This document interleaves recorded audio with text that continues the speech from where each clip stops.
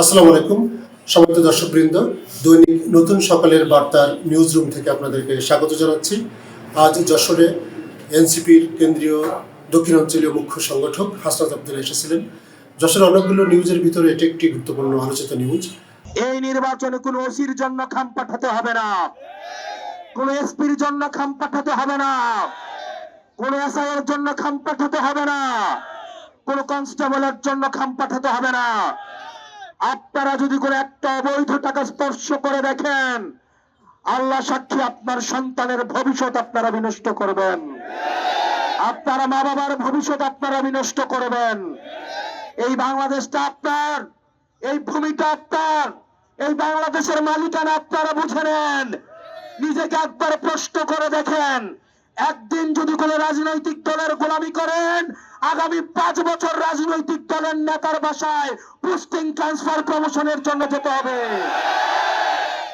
প্রিয় মিলিটারি ভাইয়েরা, এই নির্বাচন আপনাদের কলঙ্ক মোচনের নির্বাচন।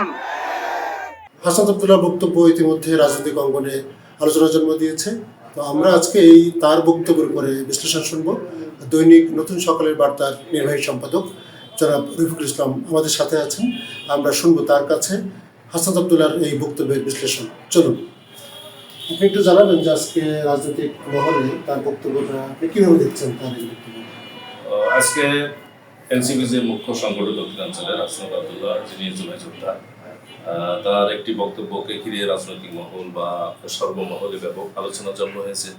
তিনি বিশেষ করে প্রশাসনের প্রতি, বিশেষ করে পুলিশ সহ যারা আছেন তাদের প্রতি অনেক কড়া বার্তা দিয়েছেন এবং বিএনপির রাজনৈতিক যে ভোটের মেকানিজমটা অভ্যন্তরীণ, সেই বিষয়ে কিছু কথা বলেছেন যেটা আলোচনার স্থান পেয়েছে। প্রথমত উনি আসলে পুলিশ প্রশাসনের প্রতি কড়া বার্তা দিয়েছেন। এই প্রসঙ্গে মূলত তিনি ইনকিলাব মঞ্চের গতকাল ঢাকায় যে হামলার ঘটনা ঘটছে সেই প্রসঙ্গ টেনে তিনি বলেছেন যে এটি একটি টেস্ট ম্যাচ। এটা পুলিশ প্রশাসনকে উনি বলেছেন যে আপনারা বিএনপির নয়, জামাতে ইসলামেরও নয় বা এনসিপির নয়, আপনারা বাংলাদেশের পুলিশ হবেন, আমরা আপনাদের পাশে থাকবো, সারা দেশ আপনাদেরকে সহযোগিতা করবে। কিন্তু গতকালের ঘটনা যেটা ঢাকায় ঘটলো সেটাকে তিনি বলছেন যে আসলে আবারও ফ্যাসিবাদী কায়দায় পুলিশকে ব্যবহার করা হচ্ছে।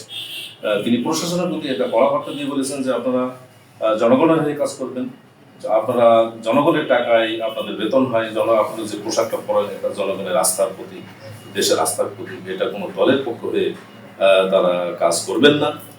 এই ব্যাপারে তিনি কড়া বার্তা দিয়েছেন এবং বিএনপির রাজনীতি সম্পর্কে বা ভোটের বিষয়ে তিনি বলেছেন যে অনেকেই বিএনপির যারা চাঁদাবাজি বা দখলবাজি এই জাতীয় ঘটনা বা এই জাতীয় বিষয়গুলো পছন্দ করেন না, এই জাতীয় অনেক বিএনপি যারা আছেন তাদের প্রতি চাপ দেওয়া হচ্ছে।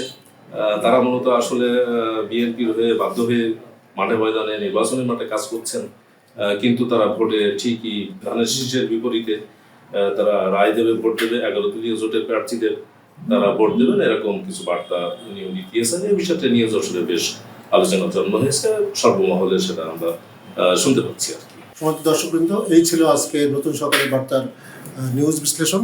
আমরা আবারও আপনাদের সামনে নতুন কোনো বিষয় নিয়ে আসবো। সে পর্যন্ত ভালো থাকুন, সুস্থ থাকুন। আল্লাহ হাফেজ।